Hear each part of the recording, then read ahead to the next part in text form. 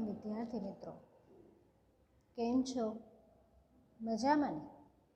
આજે આપણે ધોરણ 7 વિષય હિન્દી કાવ્ય નંબર 5 ધરતી કી શાન જેના પ્રશ્ન જવાબ સમજવા માટે મળ્યા છીએ. જેમના લેખક છે એટલે કે કવિતાના લખનાર વ્યક્તિ છે પંડિત ભરત વ્યાસજી. હવે આપણે પ્રશ્ન જવાબ સમજીએ. प्रश्न नंबर 1 છે धरती की शान काव्य के कवि कौन है? ए पंडित दीनदयाल, बी पंडित भरत व्यास जी, सी पंडित भारत व्यास जी, डी पंडित मदन मोहन. तो जवाब आवशे बी पंडित भरत व्यास जी. नंबर 2 इस गीत में कवि ने किसे सबसे बुद्धिमान बताया है? तो जवाब इस गीत में कवि ने मनुष्य को सबसे बुद्धिमान बताया है. नंबर 3 कवि ने किसे धरती की शान कहा है? ए कुदरत को, बी नदियों को, सी बच्चों को, डी मनुष्य को. तो जवाब आवशे डी मनुष्य को. नंबर 4 मनुष्य की मुट्ठियों में बंद क्या है? तो जवाब मनुष्य की मुट्ठियों में बंद तूफान है. नंबर 5 कवि मनुष्य को बड़ा मानते हैं. तो जवाब में आवशे महान. कवि मनुष्य को बड़ा महान मानते हैं.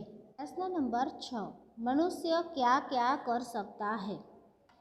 तो जवाब मनुष्य यदि चाहे तो पहाड़ों को तोड़ सकता है, नदियों के प्रवाह को मोड़ सकता है, वह मिट्टी से अमृत निकाल सकता है, धरती और आकाश को एक कर सकता है.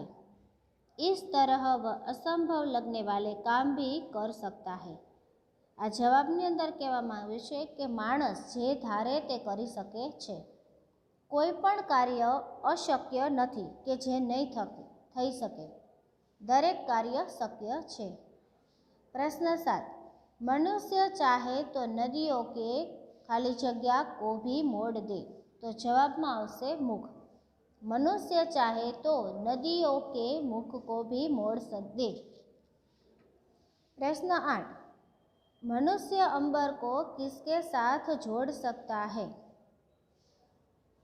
ए धरती के साथ, बी तारों के साथ, सी चांद के साथ, डी पर्वत के साथ. तो विकल्प आवशे ए धरती के साथ. 9 नंबर भगवान किस में है? जवाब भगवान मनुष्य की आत्मा में है. प्रश्न नंबर 10 मनुष्य के नयनों में क्या है? ए महाकाल, बी भूचाल, सी तेज, डी ज्वाल. तो जवाब आवशे डी ज्वाल. प्रश्न नंबर 11 महाकाल किसमें छिपा है? तो जवाब मनुष्य की छाती में महाकाल छिपा है. प्रश्न 12 पृथ्वी के लाल तेरा खाली जगह संभाल. तो जवाब आवशे हिमगिरी. पृथ्वी के लाल तेरा हिमगिरी संभाल. प्रश्न नंबर 13 तांडव का ताल किसमें है? तो जवाब मनुष्य की भ्रुकुटी में तांडव का ताल है. नंबर 14 कवि ने मनुष्य को क्या पहचानने के लिए कहा है? तो जवाब कवि ने मनुष्य को उसकी शक्ति को पहचानने के लिए कहा है. प्रश्न नंबर 15 मनुष्य की वाणी में किसका आह्वान है? तो जवाब मनुष्य की वाणी में युग का आह्वान है. प्रश्न नंबर 16 मनुष्य किसके समान धीर है? तो जवाब ए आकाश, बी धरती, सी अग्नि, डी माटी. तो जवाब आवशे बी धरती. प्रश्न नंबर 17 मनुष्य को किसके समान वीर बताया है? जवाब मनुष्य को अग्नि के समान वीर बताया है. प्रश्न नंबर 18 मनुष्य किसको थाम सकता है? तो जवाब, मनुष्य यदि चाहे तो काल को थाम सकता है। प्रश्न नंबर 19, पापों का खाली जग्या रुके, पशुता का शीश झुके। तो जवाबમાં આવશે प्रलय। पापों का प्रलय रुके, पशुता का शीश झुके।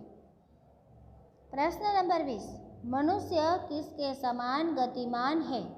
विकल्प ए गुरु, बी भगवान, सी पवन, डी बीरबल। तो जवाब आवશે सी पवन।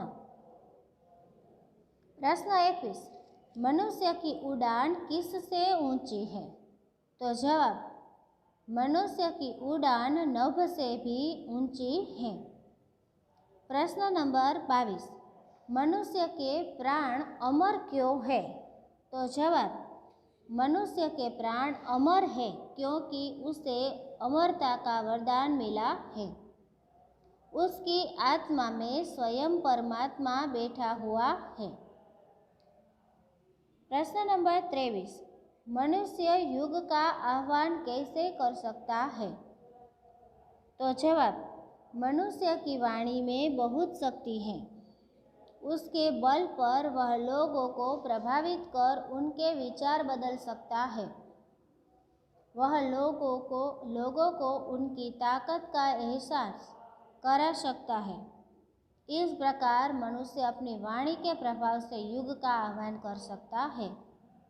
आ जवाबनी अंदर कहेवामां आव्युं छे कि मनुष्यनी वाणी ए सौथी शक्तिवाળી छे। लोकोने प्रभावित पण करी शके छे। दरेक लोकोने पोताना ताकतनो अहेसास पण करावी शके छे अने वाणी द्वारा युगमां आह्वान एटले कोई पण कार्य वाणी द्वारा पण करी शके छे। प्रश्न 24, कवि ने मनुष्य को महान क्यों कहा? तो जवाब, मनुष्य में अद्भुत शक्तियाँ हैं। वह यदि उन्हें पहचान ले तो असंभव को भी संभव कर सकता है। उसकी आत्मा में स्वयं परमात्मा निवास करते हैं। मनुष्य का मस्तिष्क हिमालय के समान है। वह प्रकृति को बहुत हद तक अपने अनुकूल करने में सफल हुआ है। उसकी भ्रुकुटी में शिव का तांडव जैसा बल है। उसकी इन्हीं शक्तियों के कारण कवि ने उसे महान कहा है। प्रश्न नंबर 25, मनुष्य यदि हिम्मत से काम ले तो क्या हो सकता है? जवाब, मनुष्य यदि हिम्मत से काम ले तो वह धरती पर फैलने वाली बुराइयों को रोक सकता है और दुनिया में परिवर्तन कर सकता है। प्रश्न नंबर 26, आप क्या क्या कर सकते हैं? तो आ जवाब તમે તમારી જાતે પણ લખી શકો છો। जवाब, मैं बहुत सारे कार्य कर सकता हूँ, जैसे कि मैं साइकिल चला सकता हूँ, क्रिकेट खेल सकता हूँ, बाजार से थोड़ा बहुत सामान ला सकता हूँ, पतंग उड़ा सकता हूँ। तमारे तमारी रीते जवाब लखवानो रहेशे। प्रश्न नंबर 27, विविध क्षेत्र में मनुष्य ने क्या क्या प्रगति की? तो जवाब, मनुष्य ने चिकित्सा क्षेत्र में तरह तरह की दवाइयाँ और इलाज के साधन खोजे हैं, जिससे कई बड़े बड़े रोगों से मनुष्य को बचाया जा सकता है। विद्युत से चलने वाली मशीनों से उद्योग के क्षेत्र में क्रांति सी आ गई है। यातायात के क्षेत्र में सुधार के कारण सुगमता से यात्रा की जा सकती है। संचार माध्यमों की खोज के कारण सरलता से एक दूसरे से संपर्क कर सकते हैं। इसी वजह से मनुष्य महान है। प्रश्न नंबर 28, अन्य जीवों से मनुष्य महान कैसे है? तो जवाब, अन्य जीवों की अपेक्षा मनुष्य के पास सोचने समझने की विशेष बुद्धि है। उसके पास भाषा की शक्ति है। उसे वाणी का वरदान मिला है। अपनी बुद्धि के द्वारा उसने कई आविष्कार किए हैं। इसके बल पर ही उसने सभ्यता और संस्कृति का विकास किया है। प्रश्न नंबर 29 काव्य पंक्तियों का भावार्थ लिखिए। તમને જે પંક્તિ આપી છે એ શું કહેવા માંગે છે એ તમારે લખવાનું છે। नंबर 1 पृथ्वी के लाल तेरा हिमगिरी सा भाल, तेरी भ्रुकुटी में तांडव का ताल है। जवाब, हे पृथ्वी के पुत्र, तेरे पास हिमालय के जैसा ऊंचा स्तर का दिमाग है। तू यदि क्रोध में अपनी भौं तिरछी कर दे तो उससे वही प्रभाव होगा जो शिव के तांडव के ताल से होता है। तुझ में अनंत शक्ति है। એટલે આની અંદર કહેવામાં આવે છે કે હે પૃથ્વીનો પુત્ર, તારી અંદર હિમાલય જેટલી ઊંચાઈવાળું તારું મગજ છે, તારી અંદર તું ક્રોધથી તારી નજર પણ એક કરી દે તીરછી તો એનો એટલો જ પ્રભાવ બનશે જેટલો પ્રભાવ શિવ જ્યારે તાંડવ કરે છે અને એની સાથે જે તાલ મળે છે એટલું તારી અંદર અનંત શક્તિઓ ભરેલી છે। नंबर 2 गुरुषा मतिमान पवन सा तू गतिमान, गुरुषा मतिमान पवन सा तू गतिमान, तेरी नभ से भी ऊंची उड़ान है। एनो भावार्थ આપણે જોઈએ। हे मनुष्य, तेरे अंदर महान देव गुरु जैसी बुद्धिमत्ता है और तू पवन की तरह गतिशील है। तुझ में आकाश से भी ऊंची पहुंचने की शक्ति है, उसमें भी ऊंची उड़ान तू भर सकता है। तारी अंदर એટલી બધી બુદ્ધિ છે।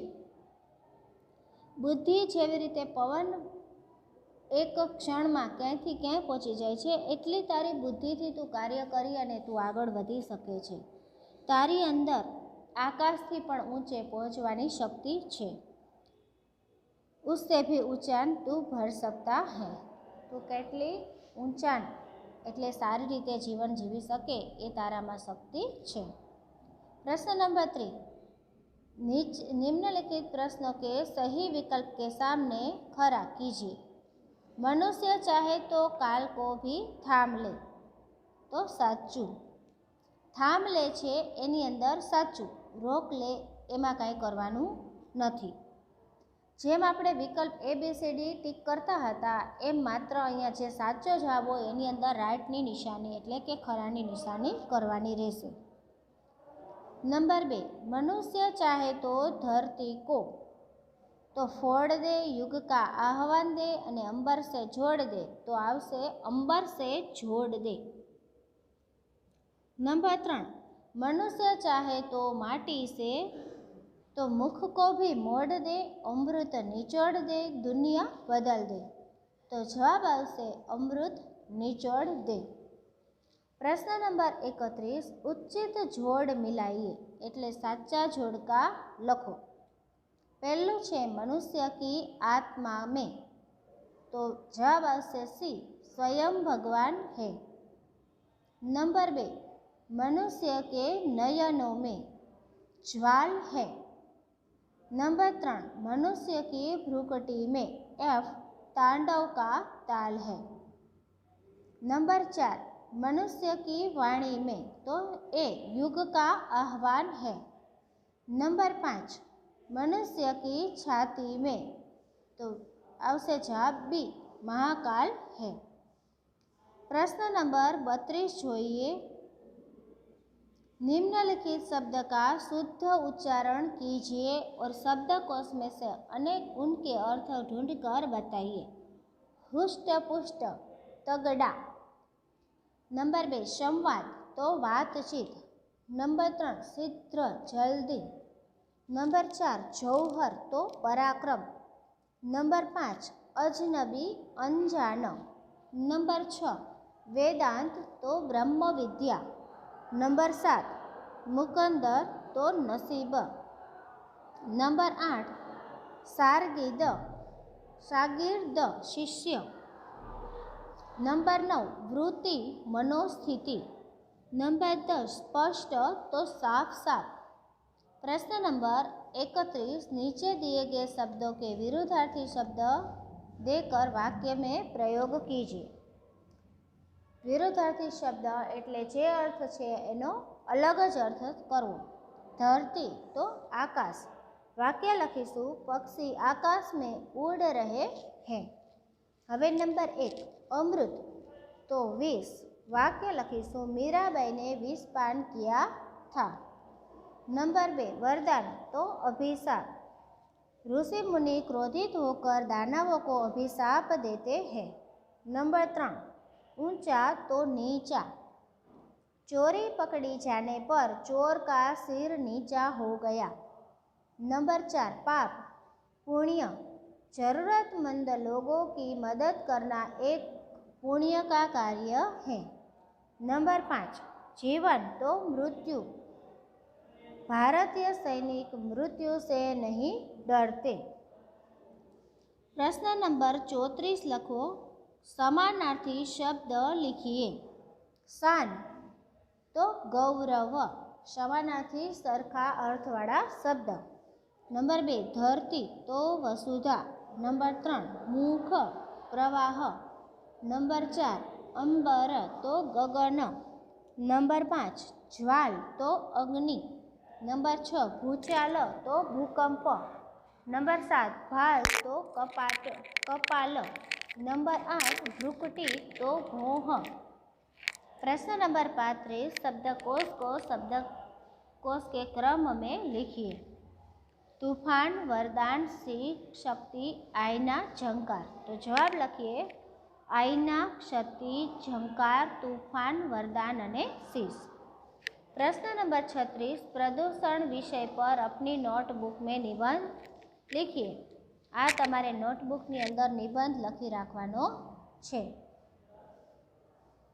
प्रदूषण का अर्थ कई तरह के हानिकारक और जहरीले तत्वों का पर्यावरण में मिलना है।